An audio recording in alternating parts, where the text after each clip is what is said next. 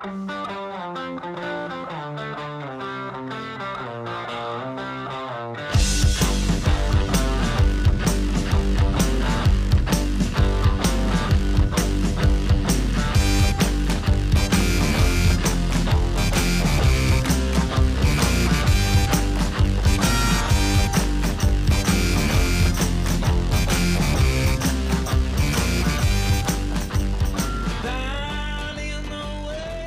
Dietro la maglia, we are once again sitting here on the palestra chairs with another player of the 2018-2019 Menzana roster. Today, Pacher, the new big man of the Menzana, joins me for walk down his everyday life behind the jersey. First of all, AJ, how are you? And thanks for coming for the first time to the Canale 3 microphones. I'm good. We had a break last weekend, so it was a good time to just take a break from basketball and recharge your batteries for the rest of the season. And so I'm doing good, and we've had a great season so far, and so we're looking forward to the rest of the year. From Vandalia in the Dayton area, Western Ohio, the land of the Wright brothers, the air travel, the famous air travel pioneers, to the medieval towers and building of Siena. How much have your habits changed? I think my habits have changed a little bit. Just the daily life and different things. Living in the United States, living in Ohio, is different compared to living in Siena or in other places in Italy and other places in Europe. So I think I've changed a little bit more to the European lifestyle, but I enjoy it. I enjoy how people live and everything, and so it's good. Have you already visited the city? What struck you? No, I had never visited Siena. We played here last year when I played for Reggio Calabria. We played Siena, but it was a situation where we just played here in Siena, and then we left the next day, and I didn't get to come into the famous Piazza del Campo and everything. But I had heard great things, but I had never had the opportunity to see it for myself until this season. As a player born and grown in the US, what is the impression you have of European basketball before you experience it? Answer sincerely. No.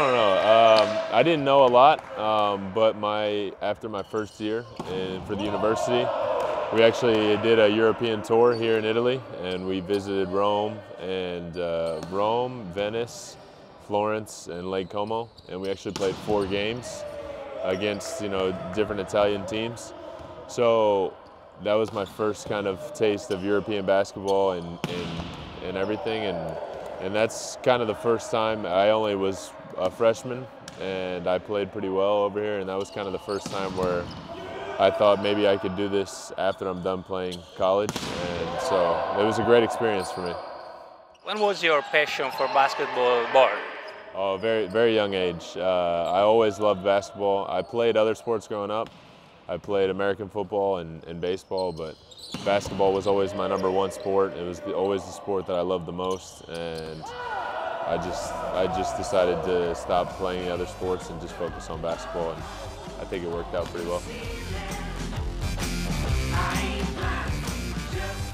You trained and played as a young player in Vandalia Butler High School. What's about your memories of that time? Man, my memories were great.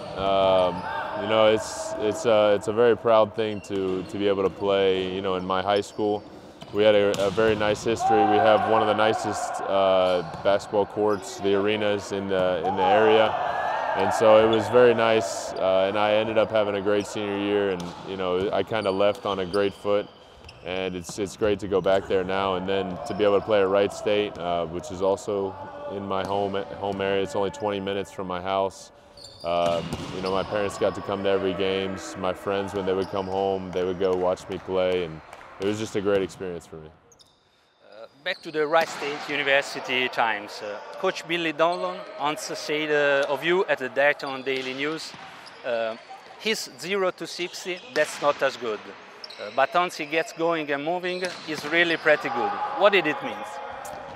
You know, like a car from 0 to 60, you know, when you start, it's how fast you can go, and 0 to 60, how fast. But you know, I think a lot of things were different then. You know, I weighed a little more. That was more fitting for me in college, and now, you know, ever since I graduated college, I've taken a larger interest. Even my last year in college, I've taken a larger interest in taking care of my body, nutrition, and something that I think that's really helped my career out and the longevity of my career, staying healthy and everything. And I think now I weigh a little less, but I'm stronger and I have less body fat and everything. So I think it's helped me out. On those days, you often headed into assistant coach Clayton Bates' office for video breakdown. What did you tell each other? Well, a lot of times I don't say anything. They tell me, you know, what I'm doing wrong or what they see, and you know, video is always a good thing, just to kind of see yourself, because you know, and I still remember things in college, and I remember games this year. You remember plays, but it's always good to go back and watch it, so you know you can see if what you remember is correct, and kind of just see yourself and what you're doing on the court. So we watched a lot of film in college, and I think it was important. After declaring your draft eligibility, how did you go to Switzerland? Well, my agent, I got an agent. That was kind of like the first step after college, is deciding kind of what agency I wanted to go to. And then, you know, I found my agent, and we had a couple offers, but you know, some money was not the greatest situation and everything, and I just thought that going to Switzerland the basketball wasn't, you know, it was good, but not as good as some other places, but it gave me an opportunity to grow as a player, kind of show all my skill set, and then I knew that I could take a step after that, and that's when I went to Legnano.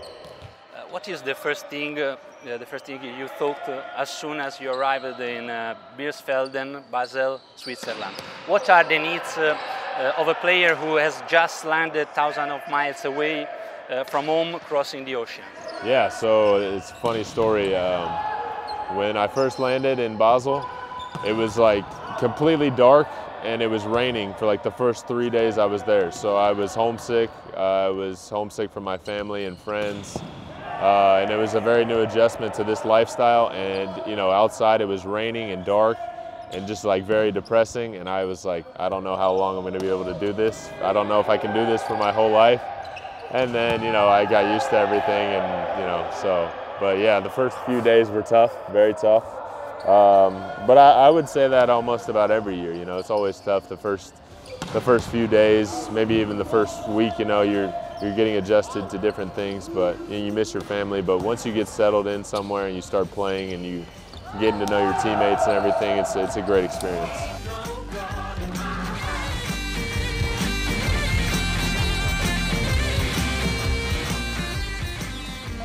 So, your first experience in Italy, in Legnano, what did you know about our country then? Well, you know, the only things that I really knew is about when we came, like I told you, after my first year in college. You know, I enjoyed the food and the culture and everything, but I didn't really know a lot. And so the first year in Italy, in Legnano, I learned a lot, kind of the way of basketball that's played here. I learned a lot from my teammates, and I actually became friends with a lot of people there, so it was great. Then, Budapest is a beautiful city, but what's about the basketball championship level? No, it's the level in Hungary is actually very good, because the top 5 teams play Champions League or FIBA Europe Cup. And so for us, my team, we won the second league the year before, and we started off with, you know, the same team, and then we had a few less Americans than other teams. So, you know, we were a great group of guys. They were a great group of guys. We had good coaches, but we just couldn't survive an entire game. We would play really well for 33, 34 minutes of a game or so, and then there'd be a 5-minute stretch where we wouldn't play so well. But overall, my experience was great. Budapest is, like you said, it's a beautiful city, but there's so much to do. There's 2 million people. For us, it was nice because it was very Americanized. There was a lot of tourists. There was a lot of American things. So the way of life was very easy. How much does the level of frustration increase when on-court wins, when you wore Viola Reggio Calabria jersey the last season, are deleted by federal trials? No, it was very frustrating, because we had worked, all season, and we were a very good team. And when you get everything taken away that you worked so hard for, it's very frustrating. It's different. If we would have lost 34 points, but we were a bad team, we didn't really like each other, we didn't have good chemistry, I think it would be a different situation. But all the guys that we had last year, we on the court, off the court, we were very close, and we won a lot of games. So when you have all those things and then it just gets taken away from you, it's very frustrating. In the first few games of this season, you acted like diesel. Slow starts followed by sudden acceleration. How do you feel more comfortable on the court? Oh, I think for this team, it's maybe different than other teams I've played on. We have a lot of people that can score the ball, and for me, I just play and I just do whatever the team needs me to do. And so, whenever the ball comes to me and I get the opportunity, I try to make the best of that opportunity. So, there was times in the first few games where I wasn't getting involved in the first half because other people were playing really great, and so I just continued to play defense and do other things that we needed. And then in the second half, the ball just kind of found my way, and I ended up playing well in the second half of some of those games. People are always ready to label anyone by playing a role. What's your on the court?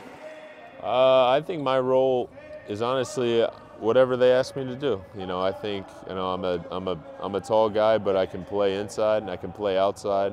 I'm quicker than a lot of people in my position, so I can do a lot of things. I can switch on a ball screen and guard a guard, or I can play post-up defense. I think whatever the team asks me to do, I'm willing to do, because I especially learned this last year. But at the end of the day, how many points you score, how many rebounds you score, everything, it doesn't really matter if you don't win, so winning has always been the most important thing to me, and I would much rather score less points and win than score 40 points and lose.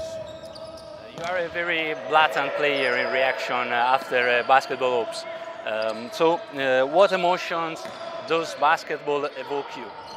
I mean, it's just, this is something that I've loved my entire life, and this is something I have a passion for. This is what I do for a living, and I still, even in practice, I still have a passion for everything that I do. So when you score, or one of my teammates scores, especially in a big possession, especially when it's at home in front of a great crowd, I just get so much passion and energy that those reactions just come out.